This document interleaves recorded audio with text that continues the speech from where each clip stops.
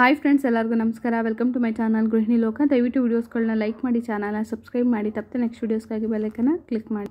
Friends, Varamahalakshmi ಹಬ್ಬದ related ವೀಡಿಯೋಸ್ನು already 3-4 video upload ಮಾಡಿದ್ದೀನಿ. ಒಂದು ವಿಡಿಯೋದಲ್ಲಿ ಕಂಪ್ಲೀಟ್ ಪ್ರೊಸೀಜರ್ನ ಹೇಳಿದ್ದೀನಿ, ಮತ್ತು ಇನ್ನೊಂದು ವಿಡಿಯೋದಲ್ಲಿ ನಿಮಗೆ ಯಾವ ಒಂದು ಕಲರ್ ಸೀರೆನ ಈ ವರ್ಷ ತರೋದ್ರಿಂದ ಆರ್ಥಿಕವಾಗಿ ಬಂದಿರುವಂಥ ಸಮಸ್ಯೆಗಳು ದೂರ ಆಗುತ್ತೆ ಅನ್ನೋದ್ರ ಬಗ್ಗೆನೂ ವಿಡಿಯೋಲ್ಲಿ ಅಪ್ಲೋಡ್ ಮಾಡಿದ್ದೀನಿ. ದಯವಿಟ್ಟು ಲಾಸ್ಟ್ ವಿಡಿಯೋಗಳನ್ನ ಚೆಕ್ ಮಾಡಿ.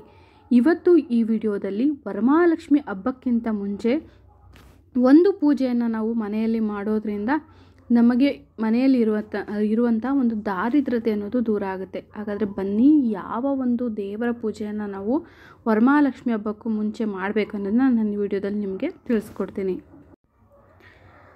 ಸಮುದ್ರ ಮಂಥನದ ಸಮಯದಲ್ಲಿ ಶ್ರೀ ಮಹಾಲಕ್ಷ್ಮಿಗಿಂತ ಮುಂಚೆ ಅವರ ಅಕ್ಕ ಜ್ಯೇಷ್ಠ ಲಕ್ಷ್ಮಿಯವರ ಜನನ ಆಯ್ತಂತ ಹೇಳ್ತಾರೆ. ಸೊ ಹಾಗಾಗಿ ಲಕ್ಷ್ಮಿ ಮತ್ತು ಜ್ಯೇಷ್ಠ ಲಕ್ಷ್ಮಿ ಇಬ್ಬರು ಇರ್ತಾರಂತೆ. ಅಂದರೆ ದಂತಕಥೆಗಳ ಪ್ರಕಾರ ಲಕ್ಷ್ಮಿ ಮತ್ತು ಜ್ಯೇಷ್ಠ ಲಕ್ಷ್ಮಿ ಇರೋದು ಸತ್ಯ. ಆದರೆ ಯಾರ ಮನೆಯಲ್ಲಿ ಜ್ಯೇಷ್ಠ ಲಕ್ಷ್ಮಿ ಇರ್ತಾರೆ ಅಥವಾ ಯಾರ ಮನೆಯಲ್ಲಿ ಲಕ್ಷ್ಮಿ ಇರ್ತಾರೆ ಅಂತ ಯಾರಿಗೂ ಹೇಳೋದಕ್ಕಾಗಲ್ಲ. ಆದರೆ ಅವರ ಒಂದು ಮನೆಯ ಪರಿಸ್ಥಿತಿ ಮೇಲೆ ನಾವು ಹೇಳ್ಬೋದು. ಅಂದರೆ ಜ್ಯೇಷ್ಠ ಲಕ್ಷ್ಮಿ ಇರೋ ಕಡೆ ಲಕ್ಷ್ಮಿ ಇರೋದಿಲ್ಲ, ಲಕ್ಷ್ಮಿ ಇರೋ ಕಡೆ ಜ್ಯೇಷ್ಠ ಲಕ್ಷ್ಮಿ ಇರೋದಿಲ್ಲ. ಆದರೆ ಜ್ಯೇಷ್ಠ ಲಕ್ಷ್ಮಿ ಇರೋ ಕಡೆ ಮನೆಯಲ್ಲಿ ಕಷ್ಟಗಳ ಮೇಲೆ ಕಷ್ಟ ಬರ್ತಾ ಇರುತ್ತೆ. ಯಾವುದೇ ಕೆಲಸದಲ್ಲೂ ಏಳಿಗೆ ಇರೋದು, ಮತ್ತು ಏನಂದರೆ ಜಗಳ, ಮನೇಲಿ ಮನಸ್ತಾಪ ಇರುತ್ತೆ. ಮತ್ತು ಒಂದು ರೀತಿ ಹೇಳಬೇಕು ಅಂದರೆ ಎಲ್ಲ ರೀತಿಯಲ್ಲೂ ಪ್ರಾಬ್ಲಮ್ಸ್ ಅನಿಸ್ತಾ ಇರುತ್ತೆ. ಕೆಲಸ ಸಿಗೋದಿಲ್ಲ, ಕೆಲಸ ಚೇಂಜ್ ಮಾಡೋಕ್ಕಾಗಲ್ಲ, ಅಥವಾ ಒಂದು ಮನೇನ ಚೇಂಜ್ ಮಾಡೋದಕ್ಕಾಗಲ್ಲ, ಅಥವಾ ಮನೆ ತೊಗೋಬೇಕಂದ್ರೆ ಅದಾಗಲ್ಲ, ಮದುವೆ ವಿಳಂಬ ಆಗ್ತಾ ಇರುತ್ತೆ. ಫೈನಾನ್ಷಿಯಲಿ ಎಲ್ಲ ರೀತಿ ಪ್ರಾಬ್ಲಮ್ಗಳು ನೀವು ಫೇಸ್ ಮಾಡ್ತಾ ಇರ್ತೀರ, ಆರೋಗ್ಯ ಸಮಸ್ಯೆ ಇರುತ್ತೆ. ಈ ರೀತಿ ಓವರಾಲ್ ಆಗಿ ನಿಮಗೆ ಅನ್ನಿಸ್ತಾ ಇರುತ್ತೆ, ಯಾಕೆ ಏನಾಗ್ತಾಯಿದೆ, ನಾನು ಎಲ್ಲ ಪೂಜೆ ಮಾಡ್ತಾಯಿದ್ದೀನಿ ಅಥವಾ ದೇವಸ್ಥಾನಕ್ಕೆ ಹೋಗಿ ಬರ್ತಾಯಿದ್ದೀನಿ, ವ್ರತ ಮಾಡ್ತಾಯಿದ್ದೀನಿ, ಬಟ್ ಸ್ಟಿಲ್ ಯಾಕೆ ನಮ್ಮ ಮನೆಯಲ್ಲಿ ಒಳ್ಳೇದಾಗ್ತಾಯಿಲ್ಲ ಅಂತ ನಿಮಗೆ ಅನ್ನಿಸ್ತಾ ಇರುತ್ತೆ. ಅಂಥ ಮನೆಯಲ್ಲಿ 100% ಹೇಳ್ಬೋದು ಜ್ಯೇಷ್ಠ ಲಕ್ಷ್ಮಿ ವಾಸ ಇರ್ತಾರೆ. ಅಂಥ ಜ್ಯೇಷ್ಠ ಲಕ್ಷ್ಮಿನ ನಾವು ಒಂದು ಗೌರವಪೂರ್ವಕವಾಗಿ ಒಂದು ವ್ರತವನ್ನು ಮಾಡಿ ಅವ್ರನ್ನ ನಾವು ಆಚೆ ಕಳಿಸ್ಕೊಟ್ಟಾಗ ಖಂಡಿತ ನೀವು ಮಾಡ್ತಾ ಇರೋ ಒಂದು ಒಳ್ಳೆಯ ಪೂಜೆಗಳು ಅಥವಾ ವ್ರತಗಳ ಒಂದು ಫಲದ ಅನುಸಾರ ಶ್ರೀ ಮಹಾಲಕ್ಷ್ಮಿ ಮನೆಗೆ ಬಂದು ನೆಲೆಸ್ತಾರೆ. ಒಮ್ಮೆ ಶ್ರೀ ಮಹಾಲಕ್ಷ್ಮಿ ಮನೆಗೆ ಬಂದು ನೆಲೆಸಿದ್ರೆ ಖಂಡಿತ ನಿಮ್ಮ ಒಂದು ಸಮಸ್ಯೆಗಳಿಗೆ ಆಟೋಮೆಟಿಕ್ಕಾಗಿ ಪರಿಹಾರ ಅನ್ನೋದು ಸಿಗುತ್ತೆ. ಶ್ರೀ ವರಮಹಾಲಕ್ಷ್ಮಿ ಹಬ್ಬವನ್ನು ಮಾಡೋದಕ್ಕೂ ಮುಂಚೆ ಈ ಒಂದು ವ್ರತವನ್ನು ನಾವು ಮಾಡಬೇಕಾಗತ್ತೆ. ಯಾಕಂದರೆ ಈ ವ್ರತವನ್ನು ಮಾಡಿದ್ಮೇಲೆ ನಾವು ಮನೆಯನ್ನು ಸಂಪೂರ್ಣವಾಗಿ ಸ್ವಚ್ಛ ಮಾಡಿ ನಂತರ ಅಷ್ಟೇ ಶ್ರೀ ಮಹಾಲಕ್ಷ್ಮಿ ವ್ರತವನ್ನು ನಾವು ಮಾಡಬೇಕಾಗತ್ತೆ.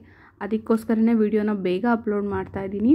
ಈ ಒಂದು ಶುಕ್ರವಾರ ಅಂದರೆ ಆಗಸ್ಟ್ 9ನೇ ತಾರೀಕು ಶುಕ್ರವಾರ ನೀವು ಒಂದು ವ್ರತವನ್ನು ನೀವು ಮಾಡಬೇಕಾಗತ್ತೆ.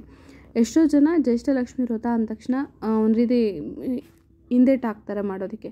ಇಲ್ಲ, ಅದು ಏನೋ ವ್ರತ ಮಾಡಿದ ತಕ್ಷಣ ಮನೆಯೆಲ್ಲ ಕ್ಲೀನ್ ಮಾಡಬೇಕು ಅಂತ ಹೇಳ್ತೀರಾ, ಅಥವಾ ಜ್ಯೇಷ್ಠ ಲಕ್ಷ್ಮಿನ ಮನೇಲಿ ಪೂಜೆ ಮಾಡೋದು ಇಷ್ಟು ಸರಿ, ಈ ರೀತಿಯಾಗಿ ನೆಗೆಟಿವ್ ಆಗಿ ಥಿಂಕ್ ಮಾಡೋರು ಇರ್ತೀರಾ. ಬಟ್ ಆದರೆ ನಾನು ಈ ವ್ರತವನ್ನು ಮಾಡಿದ್ದೀನಿ.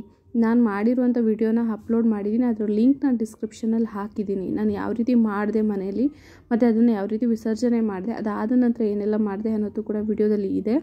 ನಾನು ಮಾಡಿರುವಂಥ ವಿಡಿಯೋ ಜೊತೆಗೆ ಅದೇ ವಿಡಿಯೋದಲ್ಲಿ ನೀವು ಬೇಕಾದ್ರೆ ಕಮೆಂಟ್ ಸೆಕ್ಷನಲ್ಲಿ ಹೋಗಿ ನೋಡಿ. ತುಂಬ ಜನ ಆ ವ್ರತವನ್ನು ಮಾಡಿ ಅದರಿಂದ ಒಳಿತನ್ನ ಕೂಡ ಕಂಡಿದ್ದಾರೆ. ಸೊ ಹಾಗಾಗಿ ಇದೊಂದು ವರಮಹಾಲಕ್ಷ್ಮಿ ಹಬ್ಬಕ್ಕಿಂತ ಮುಂಚೆ ಇದೊಂದು ಒಂದು ರೀತಿ ಸುವರ್ಣ ಅವಕಾಶ ಅಂತಲೇ ಹೇಳ್ಬೋದು, ಮನೆಯಲ್ಲಿರುವಂಥ ಒಂದು ದಾರಿದ್ರ್ಯತೆಯನ್ನು ದೂರ ಮಾಡೋದಕ್ಕೆ. ಯಾರೂ ಗಾಬರಿ ಪಡಬೇಕಾಗಿಲ್ಲ. ನೀವು ಮನಸ್ಪೂರ್ವಕವಾಗಿ ಒಂದು ಶ್ರದ್ಧೆ ಭಕ್ತಿಯಿಂದ ಈ ವ್ರತವನ್ನು ಮಾಡಿ ಆ ತಾಯಿನ ನೀವು ಮನೆಯಿಂದ ಆಚೆ ಕಳಿಸ್ಕೊಟ್ಟು ನಂತರ ಮನೆಯೆಲ್ಲ ಸ್ವಚ್ಛ ಮಾಡಿ ನೆಕ್ಸ್ಟ್ ಬರುವಂಥ ಒಂದು ಶುಕ್ರವಾರ ಅಂದರೆ ಆಗಸ್ಟ್ 16ನೇ ತಾರೀಕು ವರಮಹಾಲಕ್ಷ್ಮಿ ಹಬ್ಬವನ್ನು ಮಾಡೋದ್ರಿಂದ ಖಂಡಿತ ನಿಮ್ಮ ಮನೆಯಲ್ಲಿ ಶ್ರೀ ಮಹಾಲಕ್ಷ್ಮಿ ಶಾಶ್ವತವಾಗಿ ನೆಲೆಸ್ತಾಳೆ.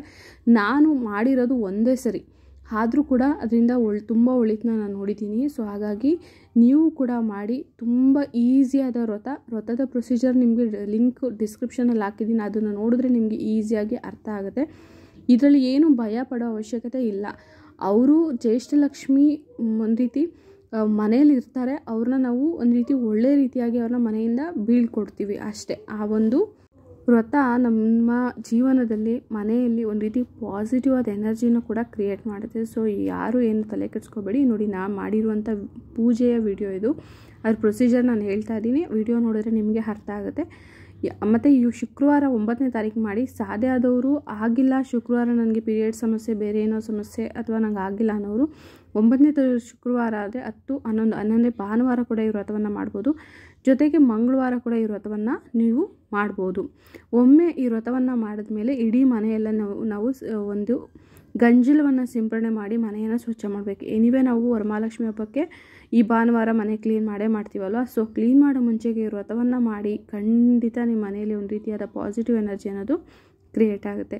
ವರಮಹಾಲಕ್ಷ್ಮಿ ಹಬ್ಬಕ್ಕೂ ಇರುವಂಥ ಮುಂಚೆ ಬರುವಂಥ ವಿಶೇಷವಾದ ವ್ರತ. ಸೊ ದಯವಿಟ್ಟು ಯಾರು ಮಿಸ್ ಮಾಡ್ಕೋಬೇಡಿ, ಎಲ್ಲರೂ ಈ ವ್ರತವನ್ನು ಮಾಡಿ ಶ್ರೀ ಮಹಾಲಕ್ಷ್ಮಿನ ಮನೆಗೆ ಬರಮಾಡ್ಕೊಳ್ಳೋಕ್ಕೆ ಮನೆಯನ್ನು ಸಿದ್ಧತೆ ಮಾಡ್ಕೊಳ್ಳಿ ಅಂತ ಹೇಳ್ತಾ ವಿಡಿಯೋನ ಮುಗಿಸ್ತಾ ಇದ್ದೀನಿ. ವಿಡಿಯೋ ಪ್ರೊಸೀಜರ್ ಕಂಪ್ಲೀಟ್ ಡೀಟೇಲ್ಸು ನಿಮಗೆ ಲಿಂಕಲ್ಲಿದೆ, ಡಿಸ್ಕ್ರಿಪ್ಷನಲ್ಲಿ ಲಿಂಕ್ ಇದೆ. ಆ ಲಿಂಕ್ ಕ್ಲಿಕ್ ಮಾಡಿದ್ರೆ ನಿಮಗೆ ವಿಡಿಯೋ ಓಪನ್ ಆಗುತ್ತೆ. ಆ ವಿಡಿಯೋದಲ್ಲಿ ನಿಮಗೆ ಕಂಪ್ಲೀಟ್ ಪ್ರೊಸೀಜರ್ ಸಿಗುತ್ತೆ. ಈ ವಿಡಿಯೋ ಇಷ್ಟ ಆಗಿರೋ ವಿಡಿಯೋನ ಲೈಕ್ ಮಾಡಿ, ಚಾನಲ್ನ ಸಬ್ಸ್ಕ್ರೈಬ್ ಮಾಡಿ. ವಿಡಿಯೋ ನೋಡಿದ್ದಕ್ಕೆ ಧನ್ಯವಾದಗಳು.